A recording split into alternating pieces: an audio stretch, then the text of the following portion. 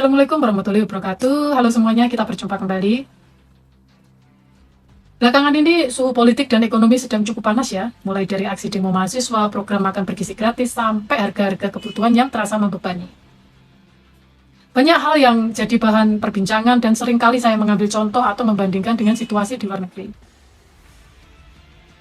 Kenapa saya bisa bicara begini? Jawabannya sederhana, karena saya tinggal lama dan menetap di luar negeri. Jadi bukan cuma tahu dari berita atau mendengar dari orang lain, tapi saya melihat langsung dan merasakan sendiri bagaimana situasinya. Sehingga saya bisa membedakan dan memahami mana sistem yang berjalan dengan baik dan mana yang kurang. Sebelum masuk lebih dalam, saya ingin menjelaskan dulu tujuan saya membuat video ini. Saya tidak bermaksud memojokkan siapapun atau membandingkan secara negatif. Saya hanya ingin hadir menjadi jembatan dan penengah bagi kita semua, supaya kita itu bisa lebih berhati-hati, lebih selektif, dan lebih bijak dalam melihat suatu permasalahan. Jangan sampai kita hanya melihat dari satu sisi saja, apalagi sampai mudah terprovokasi oleh informasi yang belum tentu benar. Pertama, saya sangat mengerti kenapa sekarang tingkat kepercayaan masyarakat itu sangat rendah terhadap aksi-aksi demonstrasi. Banyak yang merasa demonya itu nggak jelas, tuntutannya aneh, atau bahkan curiga ada kepentingan di balik layar. Ini wajar sekali, rakyat itu cerdas. Mereka bisa bedakan mana yang murni membela rakyat, mana yang cuma diarah-arahkan atau polanya itu aja. Kalau mau didengar dan didukung, aspirasi itu harus logis dan solutif. Untuk teman-teman mahasiswa yang sedang menyuarakan aspirasi, saya mengerti sekali soal tuntutan soal harga Pertamax atau harga BBM. Mari kita lihat faktanya dulu supaya logis. Memang benar Indonesia saat ini itu juga masih harus impor minyak untuk menutupi kebutuhan dalam negeri. Dan kita juga tahu bahwa Pertamax itu bukan BBM subsidi, jadi harganya memang mengikuti mekanisme pasar global. Tapi saya sangat mengerti maksud dari tuntutan itu. Itu kan bentuk kekecewaan yang sangat wajar. Indonesia negara yang kaya sumber daya alam minyak, tapi kenapa beban hidup dan harga energi terasa makin berat bagi rakyat? Itu bentuk aspirasi ingin ada keadilan dan manajemen yang lebih baik supaya rakyat bisa merasakan manfaat kekayaan negara sendiri. Tapi soal program seperti makan bergizi gratis, ada sedikit masukan dari saya. Konsepnya itu bagus dan mulia. Tujuannya membantu anak-anak sekolah yang kurang mampu.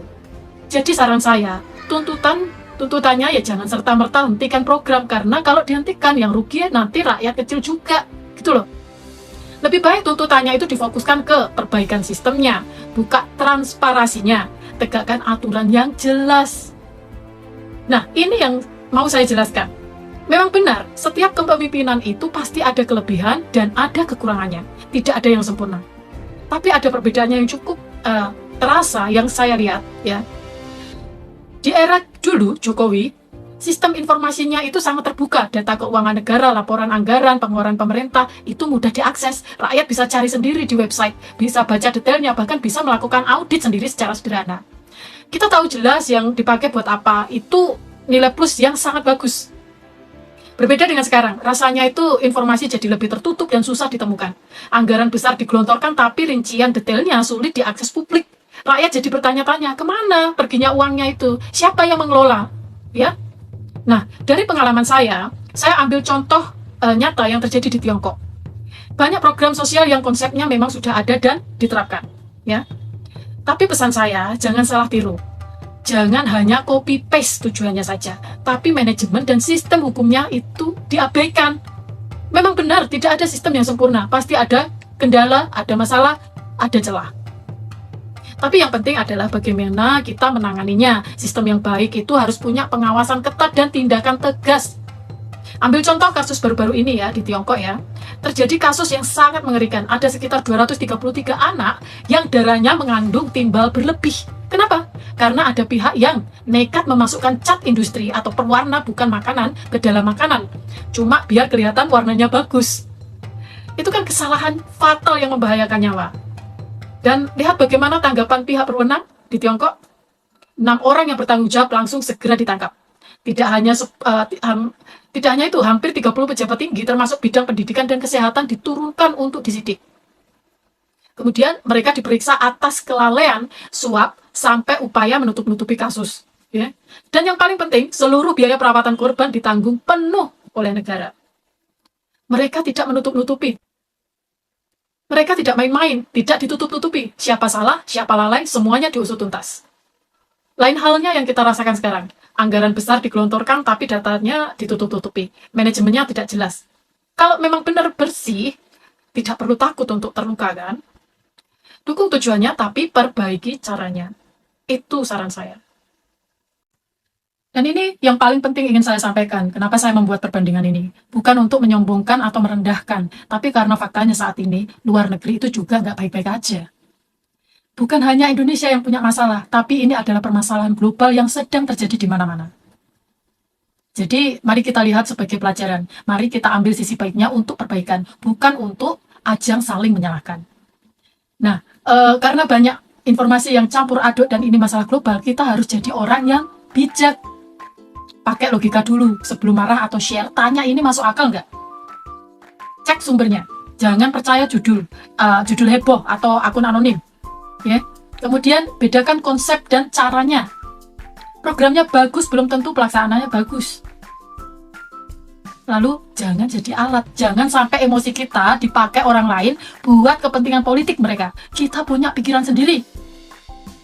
Intinya saya hanya ingin jadi penengah supaya kita semua lebih waspada dan selektif. Setiap tempat punya masalahnya masing-masing. Yang penting bagaimana kita menyikapinya. Mari kita dukung yang baik, kritik yang kurang dengan cara yang bijak. Oke, jangan lupa like, share, dan subscribe. Wassalamualaikum warahmatullahi wabarakatuh. Bye.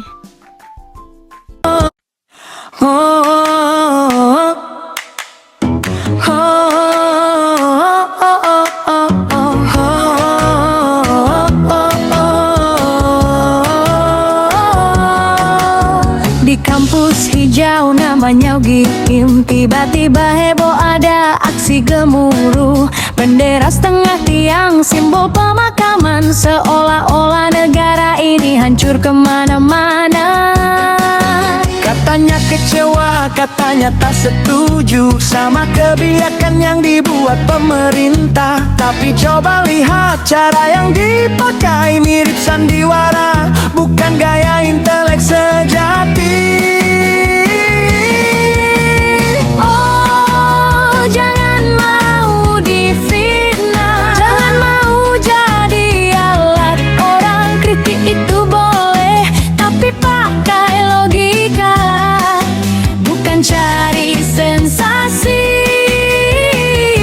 bikin rusuh saja. Oh, lihatlah faktanya, PJ itu untuk anak bangsa. Satu pintu jalan, ekonomi makin jaya. Jangan sampai kita terpecah belah saja. Hibutan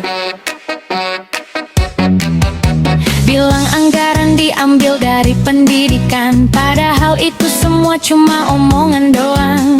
Aslinya aman, aslinya terjaga, dana kesehatan yang dipakai sebenarnya.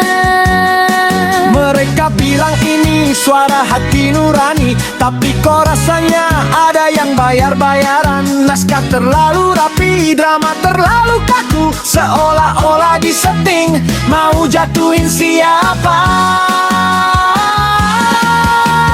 Oh, jangan mau difitnah, jangan mau jadi alat orang. Kritik itu boleh, tapi pakai logika, bukan cari sensasi,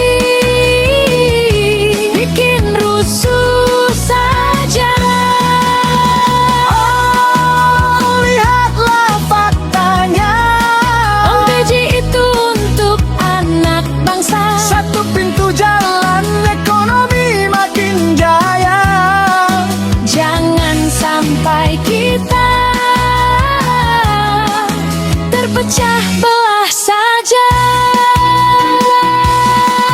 Jadilah pemikir, bukan pengikut buta. Bangunlah negeri, bukan hancurkan cita. Gunakan otak, gunakan ilmu, jaga nama baik untuk masa depanmu. Jangan mau difitnah, jangan mau